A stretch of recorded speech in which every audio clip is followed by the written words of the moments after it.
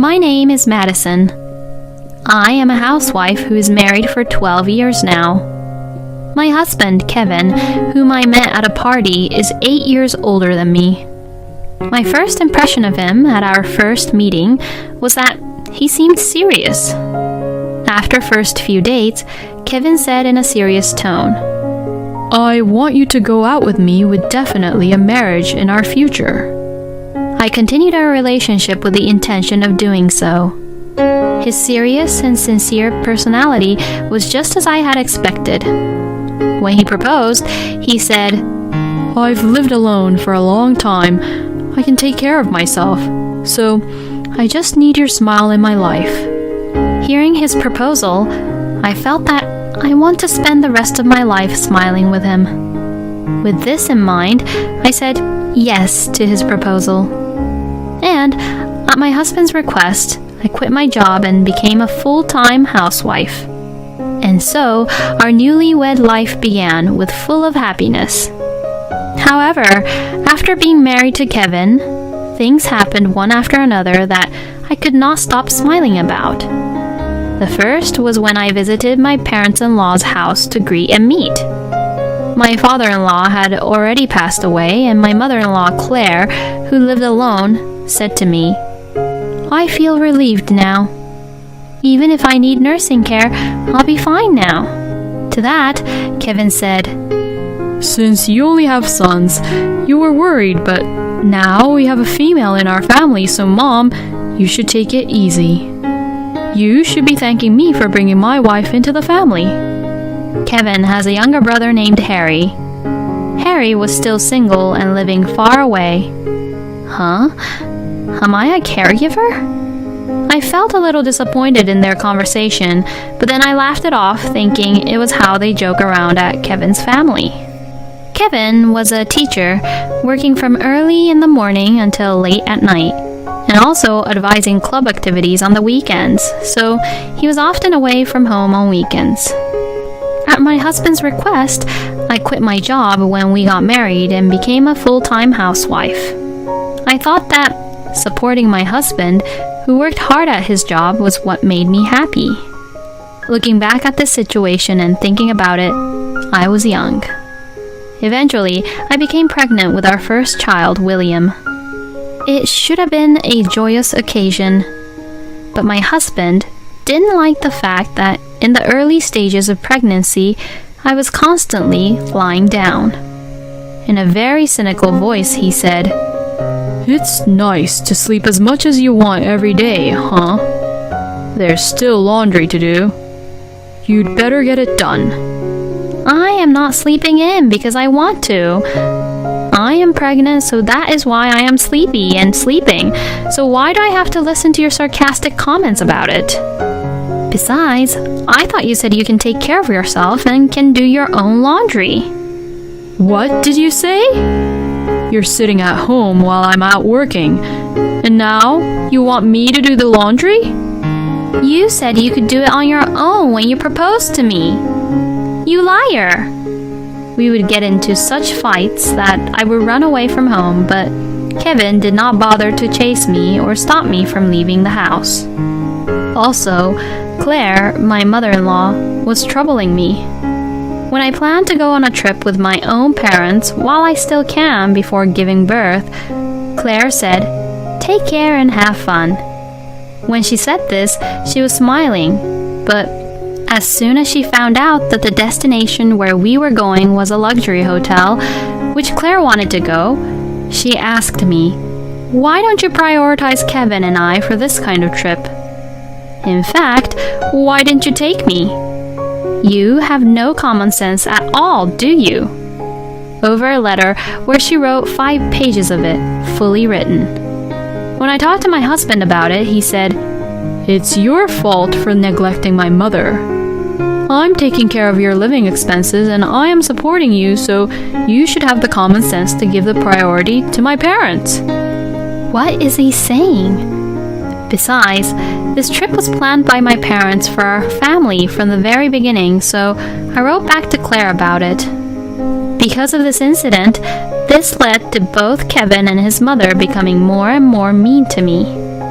And when my stomach was getting bigger, I worked on the farm and wiped the floors with rags until the due date, because being pregnant is not being sick in bed. Don't spoil her just because she is in the last month of pregnancy. My husband, who took Claire's side, told me, "You deserve this because you were slacking off from your household chores. Just because you got married to me doesn't mean that you can be slacking off and doing nothing." when I was resting because my back hurted due to being pregnant. As he said this, Kevin made me crawl on all fours on the floor of the house and sweep the floor with rags. Moreover, Kevin did not help me prepare for our child's birth at all. When my husband was relaxing at home on his occasional day off and asked him if I could go shopping for supplies, he told me, "You have free time, so go on a weekday when you are free. Why should I go on my day off with you when it's crowded on the weekends?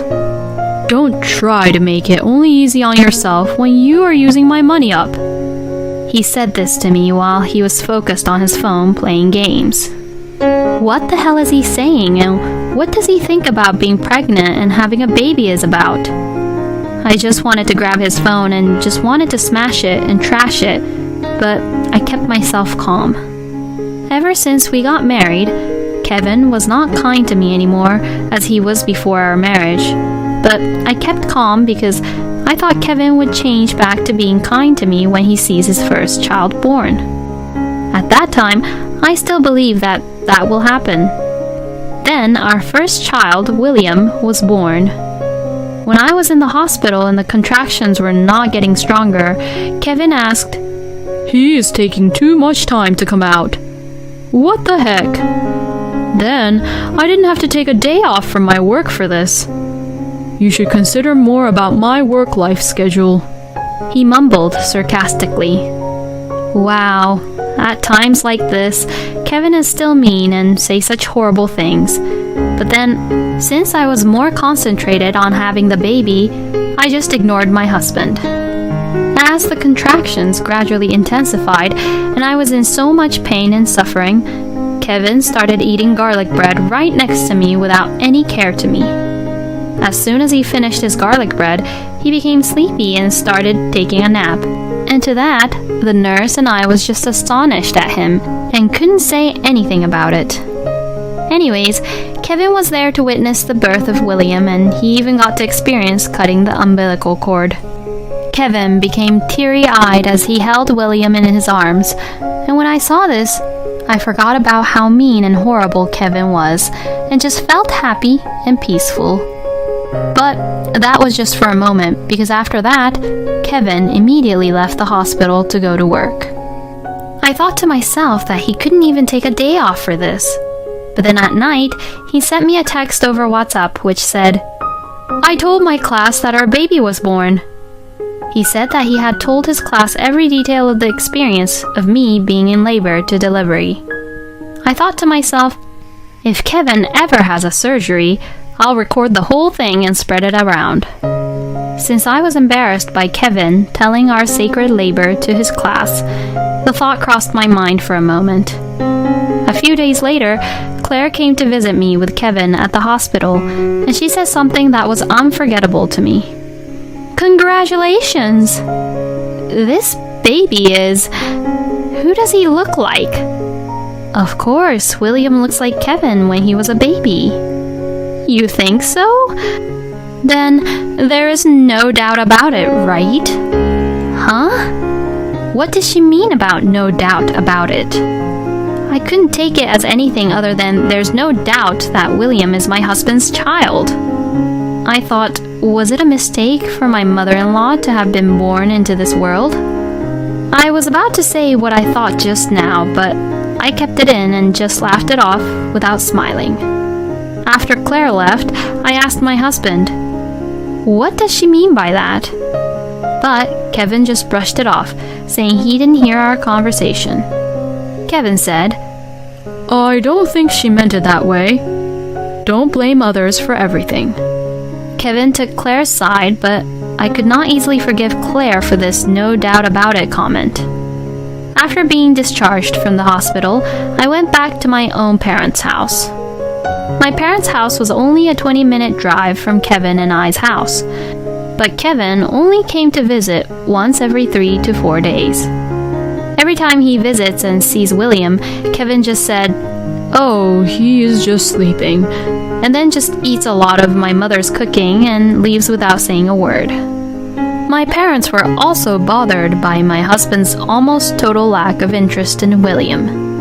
They were concerned about Kevin, but since I just gave a birth to a child, my parents didn't say anything about how they felt about Kevin at that time.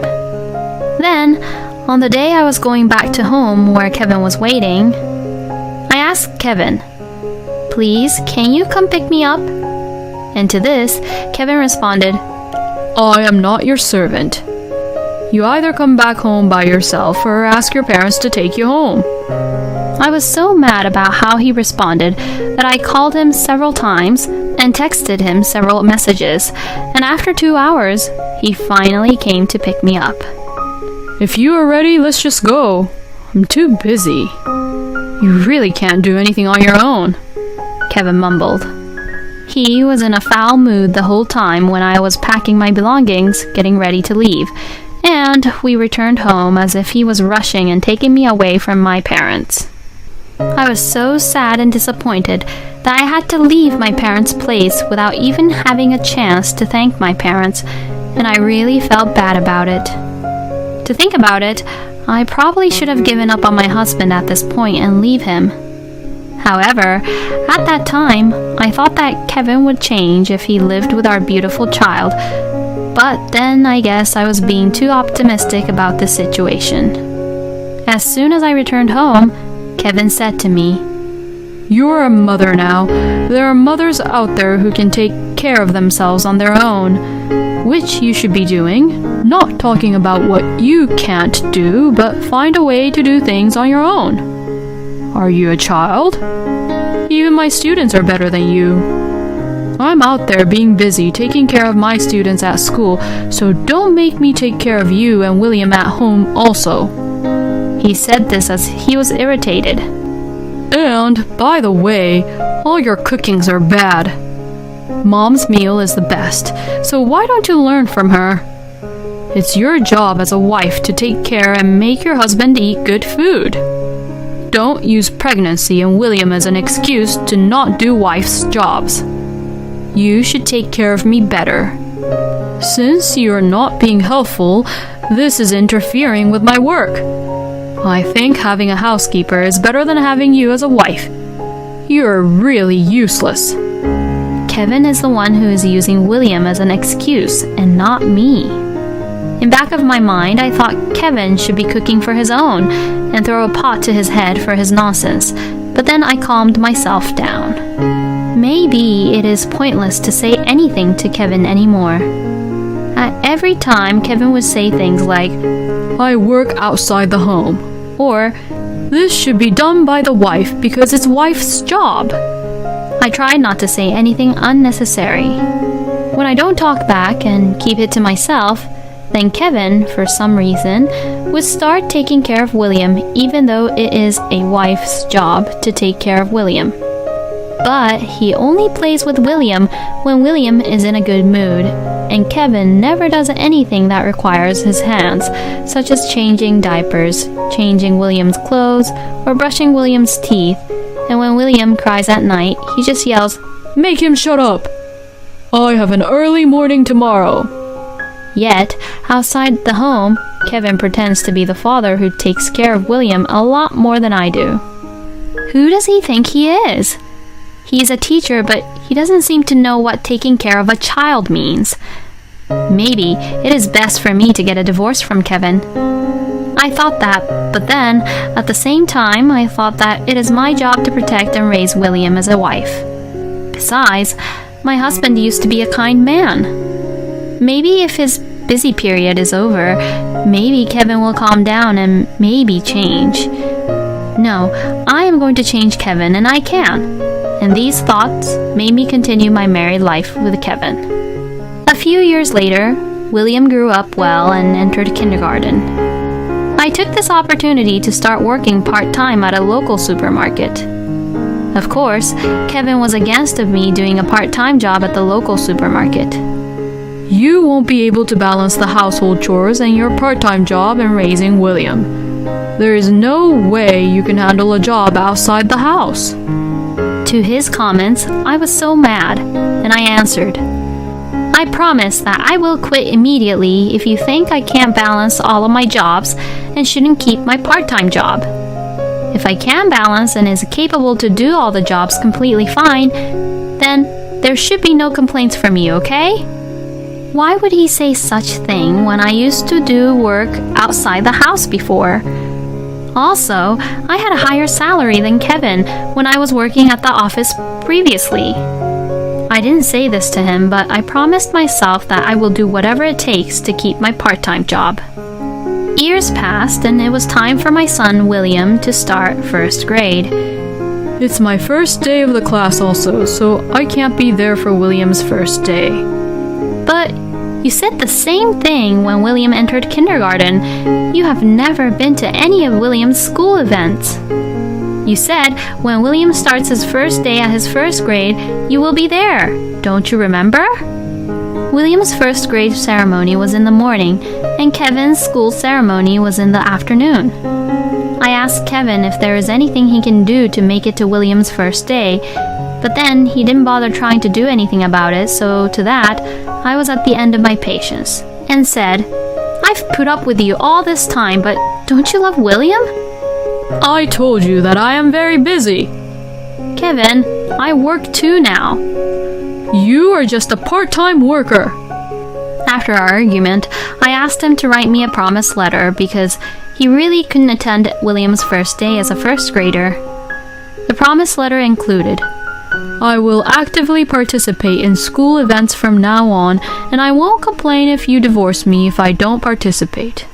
After that argument, Kevin started showing up at William's school events as much as possible. But only in the morning of William's first practice match, or only for the first song of William's music concert. Even though Kevin participated only just a little part of the events and not the whole, since before Kevin never came to any of the events, people around me said, Your husband finally came! Even though he is busy, he made it. What a great husband! When I told Kevin about what other students' parents said about him, Kevin replied, See, I'm actually a good husband who takes really good care of William. Everyone knows it. And then just get arrogant about it. Kevin was only just good at appealing that he was a good father taking care of William when he wasn't doing anything. He also praised himself for being such a good father to William and smirks about it, which makes me annoyed. And whether it was the stress of work or something I have no idea about, Kevin's alcohol consumption gradually increased. When he returns from home, Kevin gets drunk and snores loudly on the living room couch every day. He doesn't take care of William, nor ask me on how William is doing at school or anything. Kevin has forgotten the promise he made me anymore, and he doesn't come and attend any of William's school events, or even graduation or first days of school. It was not uncommon for Kevin to be so drunk at night that even if I had told him something important, he would not remember it the next morning, or would not even remember hearing it in the first place. I began to wonder what is the point of living with Kevin anymore, so I started to say things I shouldn't have said when looking back to it. Why don't you participate a little more in household chores and being a good father to William? You! Who do you think you are, earning and working as only part-time job? You can start giving advices and say your opinion to me when you start making money as much as I do. Are you kidding me? He growled at me in a manner I had never seen before.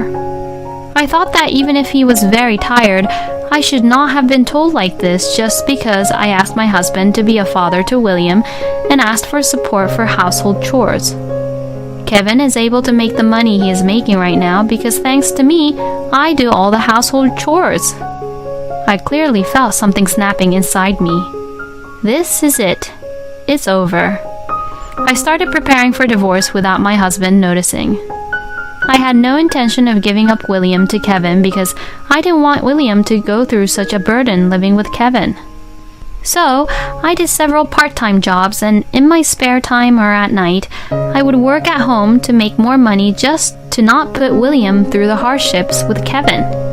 To be honest, I became very dizzy and tired, but I had no time to spare to prepare for the divorce. I continued to take care of the house as usual, even though I had several jobs now for Kevin not to notice. But I stopped ironing my husband's shirts. I don't care if he wore a crumpled shirt.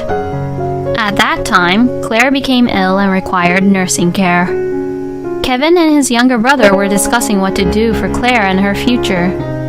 As I listened and heard their discussion, Kevin said, I'm going to have you live at my mom's place and take care of her because she's your mother now too. He said this in a serious voice.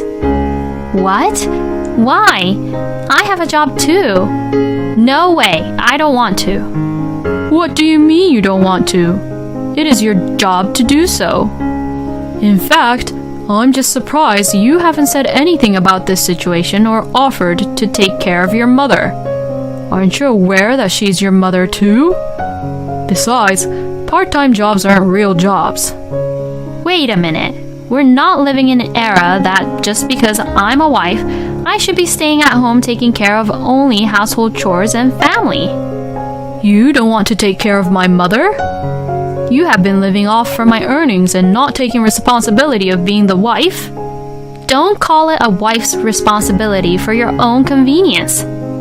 If you want to talk about responsibilities, then don't force me to take care of your mother without my permission. I had enough of this. You have crossed my line. I took out what I have been preparing for a very long time now. Here, the divorce papers. I'm quitting as your wife, so write your name here. My husband seemed surprised to see the filled-out divorce papers, but he grinned and signed them, saying, I'll take our son anyway. I submitted the divorce papers immediately and left the house with my son. I then immediately contacted my lawyer. I asked my lawyer to contact my husband with the details I had already prepared in advance. Then to this, I got a response from Kevin.